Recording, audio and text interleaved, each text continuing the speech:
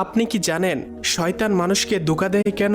তো আল্লাহ তাআলা যখন শয়তানকে জান্নাত থেকে বের করে দিলেন, তখন শয়তান আল্লাহ তাআলাকে বলল, আপনি এই মানবজাতির জন্য আমাকে জান্নাত থেকে বের করে দিলেন, আপনার ইজ্জতের কসম, আমি আজীবনকাল এই মানবজাতিকে ধোঁকা দিতেই থাকব।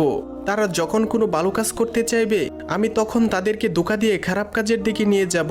এইভাবে আমি তাদেরকে আপনার কাছ থেকে দূরে সরিয়ে নিয়ে যাব এবং তাদেরকে জাহান্নামী বানাবো। তখন আল্লাহ তাআলা শয়তানকে কি বলেছিলেন তা জানার আগে আপনি যদি মুসলিম ভাই বা বোন হয়ে থাকেন, তাহলে ভিডিওটিতে একটি লাইক এবং চ্যানেলটি সাবস্ক্রাইব করুন এবং আপনার সুন্দর নামটি কমেন্টে লিখে যান। তখন আল্লাহ তাআলা শয়তানকে বলল, তুই সারা জীবন আমার বান্দাদের ধোঁকা দিবি, তাদেরকে বিভিন্ন প্রকার গুনাহ করাবি, তাদের মুনাফিক বানাবি, তাদের বেনামাজি বানাবি।